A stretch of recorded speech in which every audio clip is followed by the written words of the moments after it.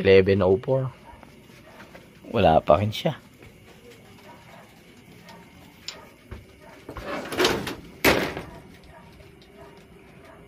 Hindi maka-move on.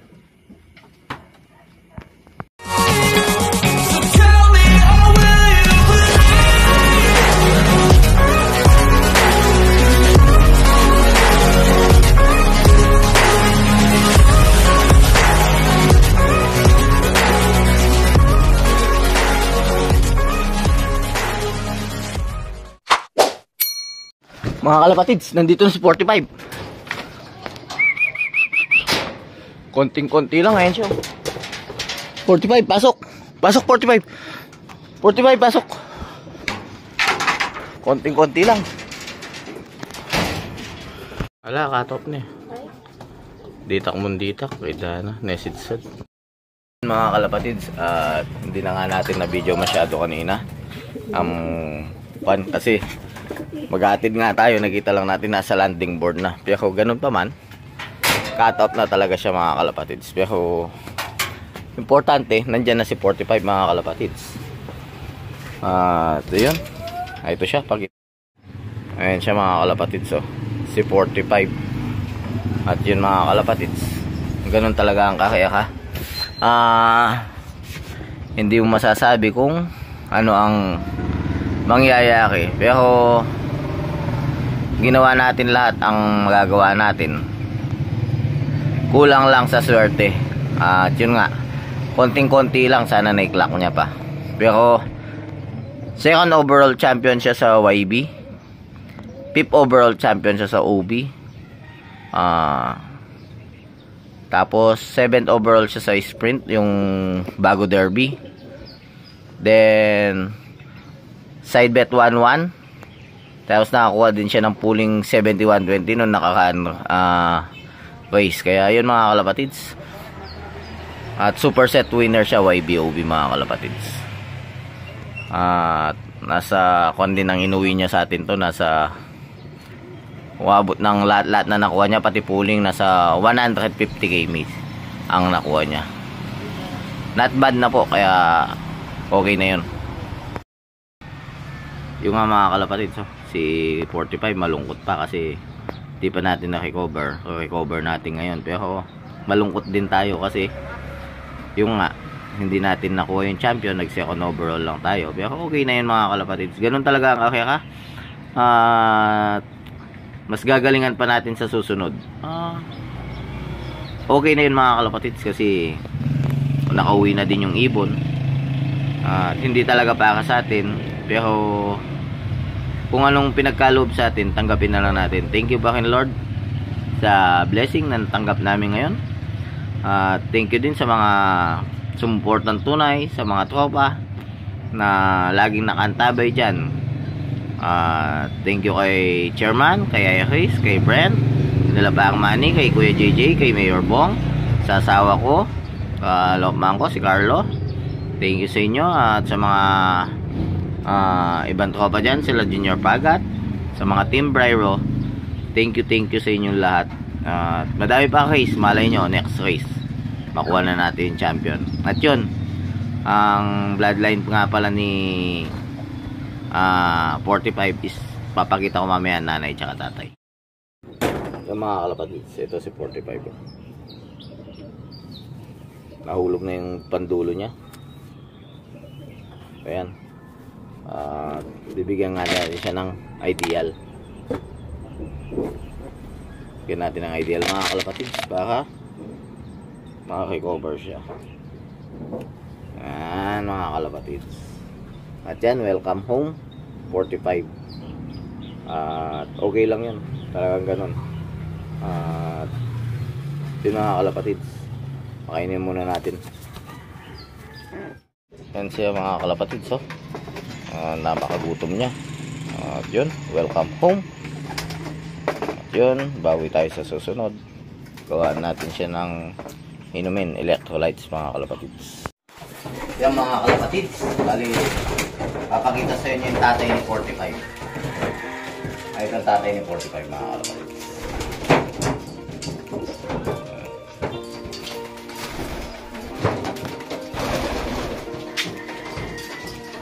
stock bird siya.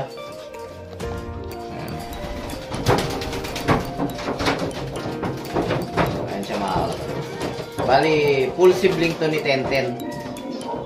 Kunin natin si Tenten. Kunin natin si Tenten.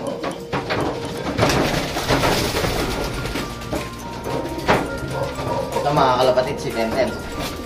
Ayan.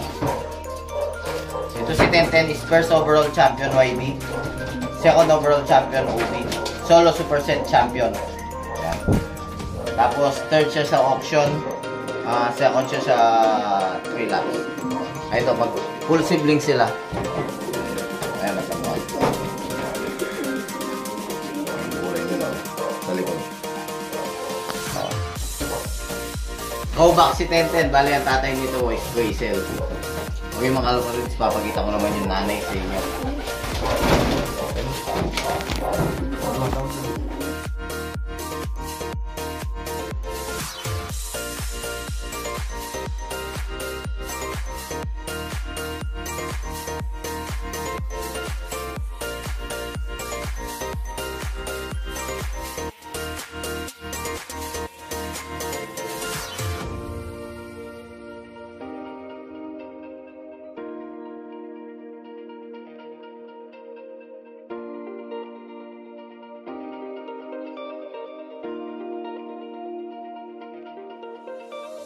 Check mga kalapatids, 243. Showbird. Showbird natin si 45 mga kalapatids. Diyan, kunin na natin. At punta na tayo. Yung mga kalapatids, bago natin showbird si 45.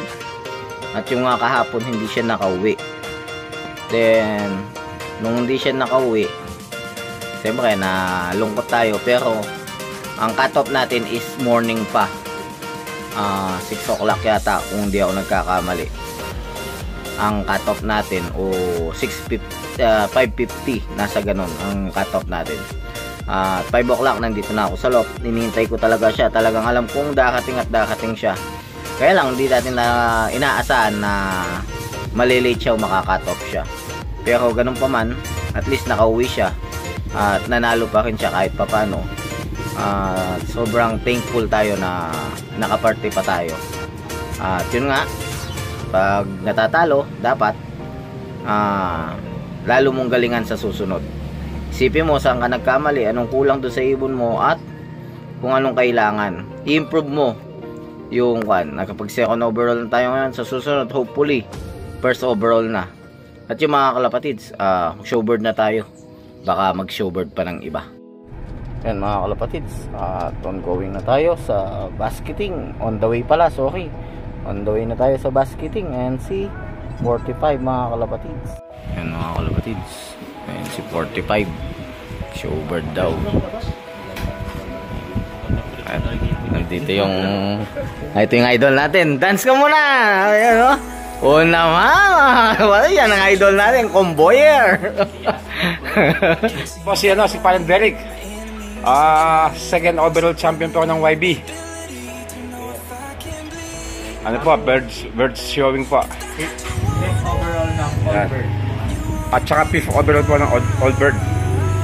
Ayan, ayan po. Yapin nga ipin, pre. Nadilid lang po ng konti ang ibon. Ayan. Sino nanalo ng 1-1? Tsaka ba? 1-1 Prior Sendo. Siya ba? Siya ba?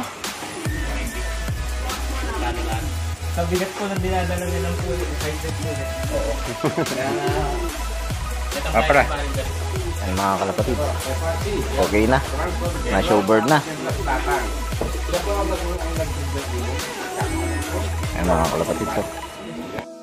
At yun nga mga kalapatids, nakapag-showbird na tayo kay 45. Then yun mga kalapatids, second overall champion, 5th overall champion, second overall champion YB, 5th overall champion OB mga kalapatids. Ito siya.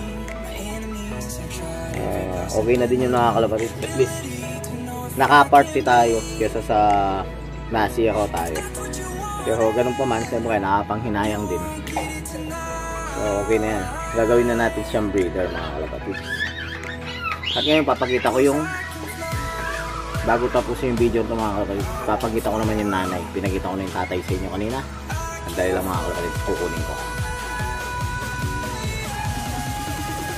Bale, ito siya mga kalapatids. Ito ang nanay ni 45. So,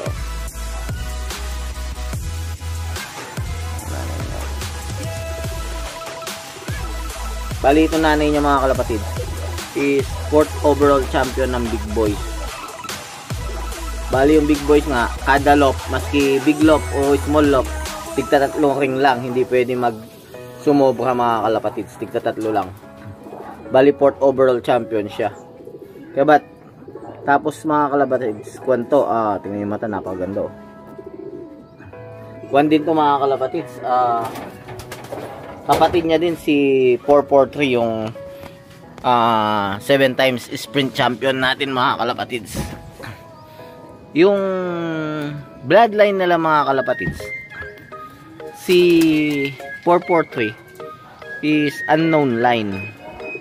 Hindi ko alam yung line na yon, pero nung newbie ako, nabili ko yung ibon nung mother at father nun. Hindi ko alam kung paano ititrace dahil masyado nang matanda at kung kanino talaga yung ibon na yon. Then nung breed ko sila, meron silang anak na tumapos. Double finisher siya ng North at finisher siya ng South. At ang band number niya is 443.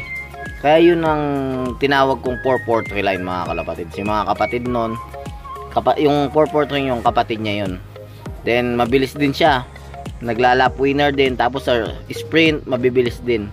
Kaya yun ang ginawa kong foundation, yung 443 line. Then yung 1010 mga kalapatids, si 1010 is, ang tatay niya, ang parents niya galing kay Boss Arnold Salvador. At unknown line din. Kaya tinawag ko naman na 1010. Kasi nung nag-champion siya, uso ang Dolce Amore nun. Kaya tinawag ko siyang 1010. Yung mga kalapatids, bali, unknown line ang mga gamit kong ibon. Hindi ko din kasi alam. Kesa naman sabihin ko na ito ganyan yung bloodline, hindi naman pala. Parang niloloko ko na yung sarili ko at saka ibang tao mga kalapatids. Pero importante, maski unknown line sila mga kalapatids, winning line sila. Mas importante sa akin yung winning line na unknown line kesa sa alam mo yung line na hindi nananalo. Ayun mga kalapatids, salamat sa mga sumuporta at saka nanood sa mga video natin hanggang matapos ang karerang to.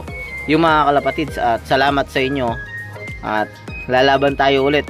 Susunod na laban natin, Norte naman, SFU. At panoodin nyo ulit mga kalapatids. Sana huwag kayo magsawa kakapanood ng video natin. At yun, sana may matutunan din kayo mga kalapatids. At yun nga, hanggang may pag-asa, hanggang may sinasakay, may pag-asa mga kalapatids. At yun mga kalapatids, sa mga hindi pa nag-subscribe, please subscribe, like, and share Brylop Official, and hit the notification bell para lagi kayong updated sa akin channel. Okay mga kalapatids? I can fly.